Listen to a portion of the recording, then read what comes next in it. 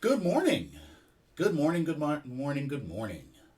Welcome to another Pro Wrestling Talk session here on the U to the Two, brought to you by Blitzball Champ Gaming.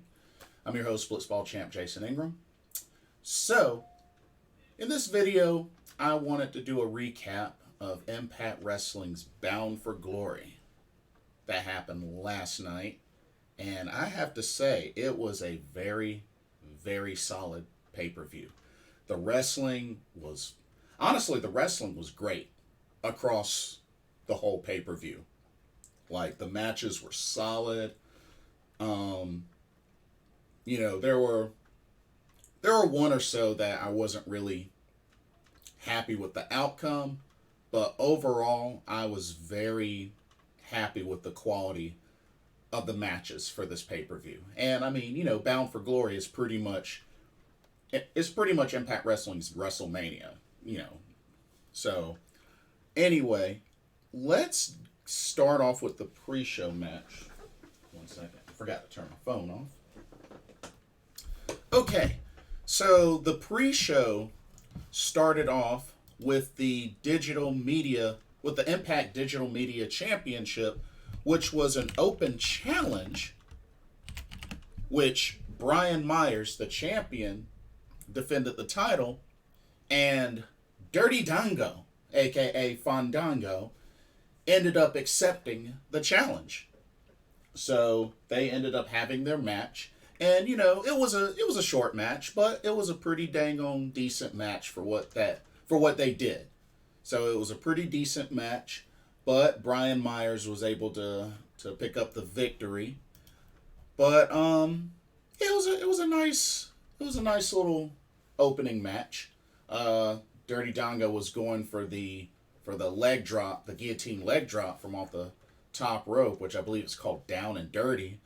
But Brian Myers avoided it and was able to eventually hit the roster cut for the 1, 2, 3, and Brian Myers is still your Impact Wrestling Digital Media Champion. So that was your one pre-show match. All right. They also had Tommy Dreamer induct Raven into the Impact Wrestling Hall of Fame. So I thought that was really cool. They did a nice little highlight package for Raven. And I mean, I had my first taste of Raven, of course, back in WCW. He was the leader of Raven's flock. Had Billy Kidman, had Hammer, had what's his face, Perry Saturn. So a lot of notable names there. But yeah, was the leader of Raven's flock, and yeah, was a big impact in TNA, and WWE. He, as he said, he didn't really enjoy his time in WWE that much, but definitely WCW Impact Wrestling, I felt like were his most memorable moments. But it was definitely good to see him inducted into the Impact Wrestling Hall of Fame. He's 58 years old now, I believe, so he's getting up there in age, but he did his speech. He had the eye paint, and afterwards gave a hug to Tommy Dreamer, then hit him with an even flow DDT. So that was a pretty funny way to go out. So hey, I could dig it. But congratulations to Raven on making it into the Impact Wrestling Hall of Fame. Good stuff.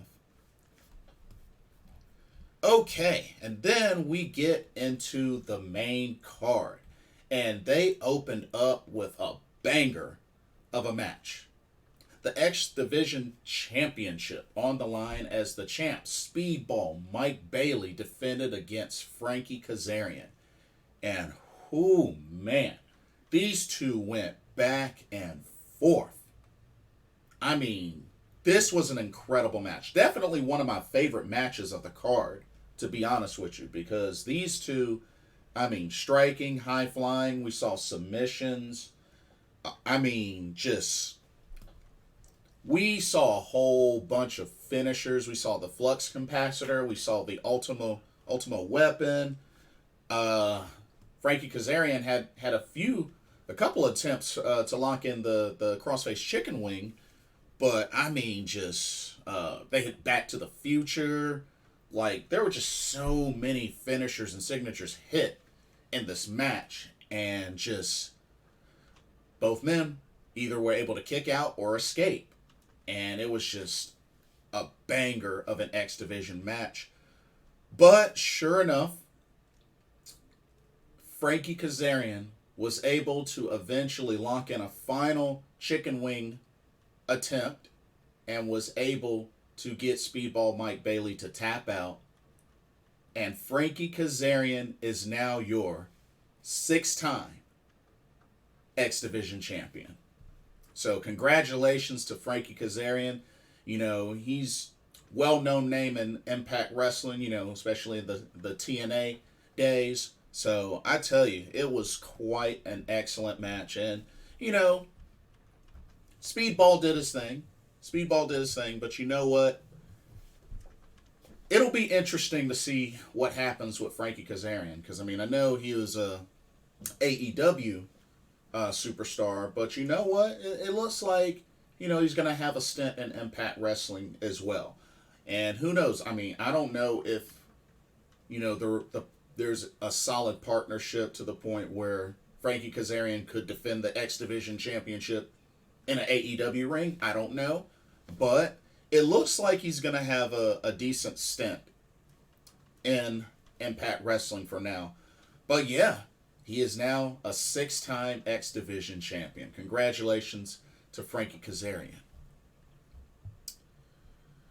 Next up, we had Mickie James versus Mia Yem. And of course, continuously, Mickie James' career is on the line in her quest to the Impact Knockouts Championship. And of course, if she loses this match, she must retire. And, you know, these ladies, very well-known ladies, both former knockout champions. So these two ladies know each other very well. They go way back, especially in the indies. So these two ladies know each other very well. And I have to say, both these ladies, they were killing it. They were killing it. I mean, we saw Mickie bust out the Mick kick. We saw her eat defeat. Mia Yim targeted Mickie James, I believe it was her right knee, throughout most of the match. I mean, she was wearing that knee down. But it wasn't enough to put away Hardcore Country, as Mickie James was able to hit a Mick DT and able to get the 1-2-3 on Mia Yim. Her quest continues. And of course, you know, they had an embrace after the match. But yeah, Mickie James continues her quest to the Impact Wrestling Knockouts Championship. So, good match, ladies. Definitely a good match. Not to mention, there was even a segment where they were both on top of the turnbuckle, and Mickie James gave Mia Yim quite a big old smooch on the lips. It was funny. It was really, really funny. But, I mean, you know, Mickie has been known to do that. She's been known. I mean, she's done it with Trish. She used to do that with a lot of her opponents before she hit them with a Mick kick.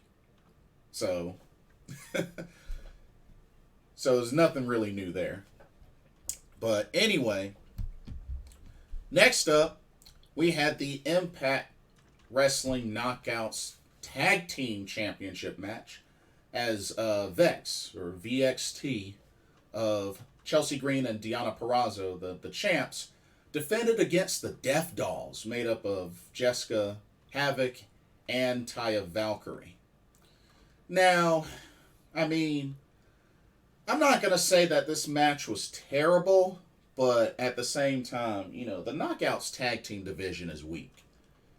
The Knockouts Tag Team division is weak, and I mean, the tag titles are kind of not prestigious, especially when you're longest reigning knockout tag team champions for over 400 plus days were Eric Young and ODB. That should tell you something. So I don't want to put too much bling on the titles themselves, but the match was pretty good. Definitely the match was pretty good.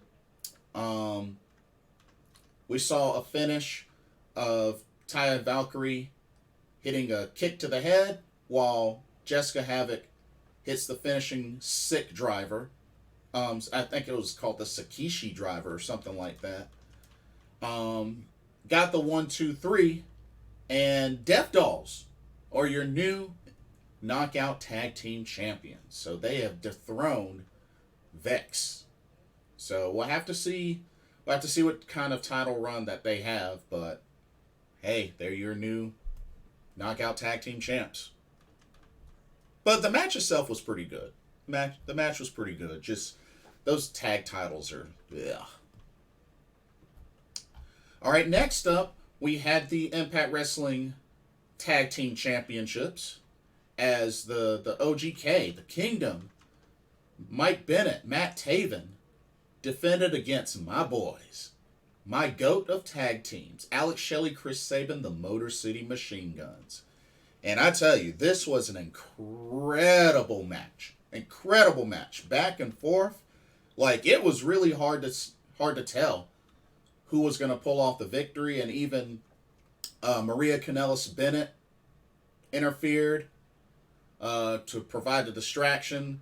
And she ended up eating a super kick for it. But Matt Taven was able to roll up Chris Sabin using the ropes for leverage for a 1-2-3. And the Kingdom retained the tag titles. But it was such an excellent match. And of course, you know, two well-known teams. I mean, the Kingdom, known very well for their work in ROH. And of course, the Motor City Machine Guns, I mean, they've done it in Japan, they've done it in ROH, they've done it in Impact Wrestling. Like, two awesome tag teams going at it, and this match did not disappoint. So, even though the Motor City Machine Guns lost, this was a solid match. So, no surprises there. Next up, we had the Call Your Shot Gauntlet. This was a 20 competitor gauntlet where the winner would receive a trophy and they could trade it in for a title shot of their choosing at any time within a year of this event. So there were 20 competitors.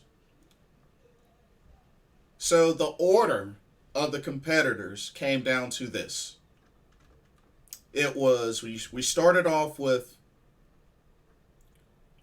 Eric Young and Joe Hendry. Eric Young was first.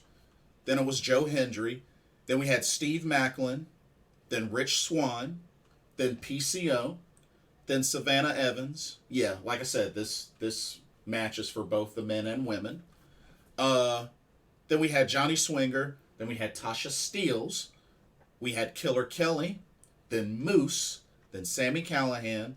Then Taylor Wilde. Then Giselle Shaw. Then Bully Ray. Then Tommy Dreamer. Then Rhino. Then Bhupinder Gujar. Then Heath. Bobby Fish. And then the final participant was Matt Cardona. So definitely quite a variety there. You know, some of the new school, old school, definitely some variety there. And honestly, as far as surprises, I mean, Bully Ray was a big surprise. Taylor Wilde was a surprise as well. It was really good to see Taylor Wilde back in there, and she actually got in some nice offense and even planted a big old smooch on Bully Ray. I did not expect that, but hey, that was a nice little sequence. I thought he was going to toss her over after that, but that was a nice sequence.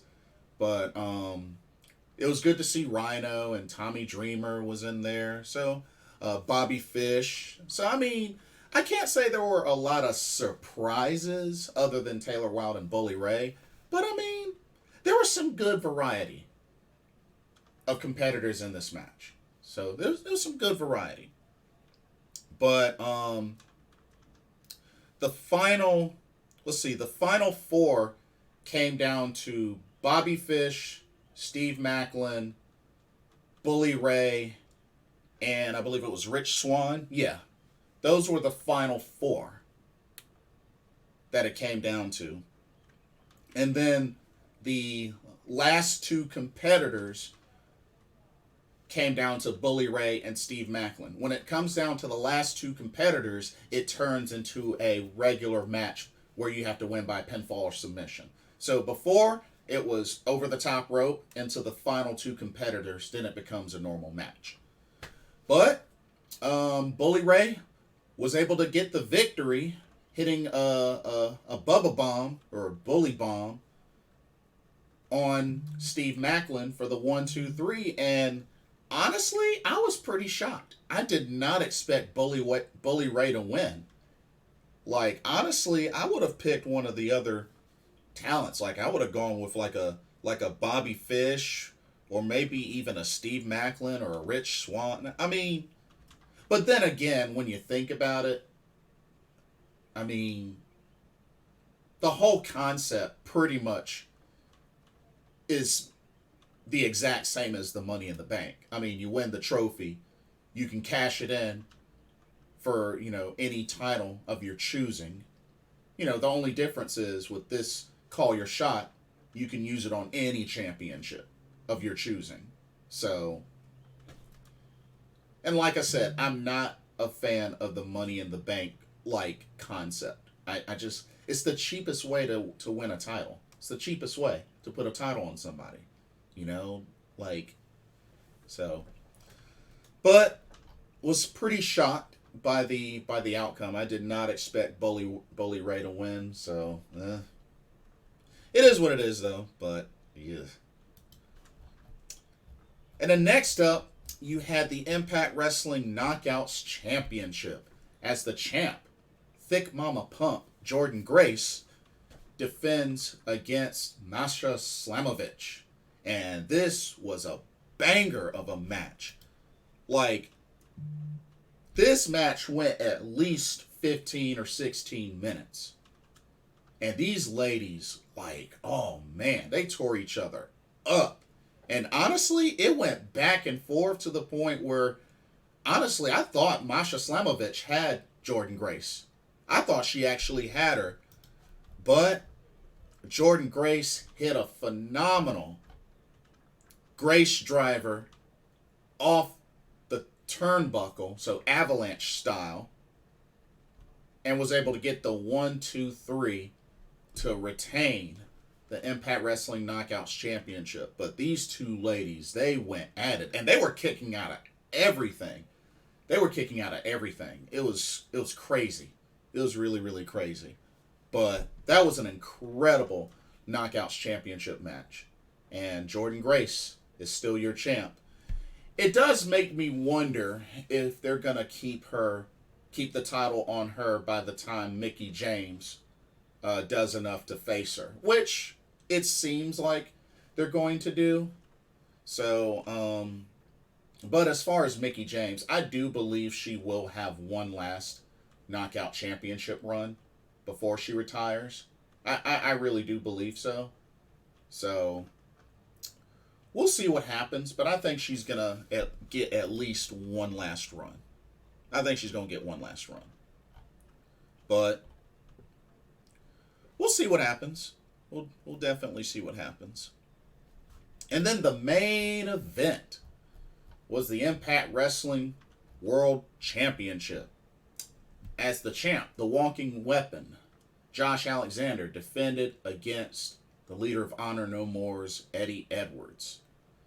And this, too, was an incredible match. Although the pace kind of slowed down and then quickened a lot in this match. So it took a while to really get into the meat of the match, but I mean, it was still a solid match.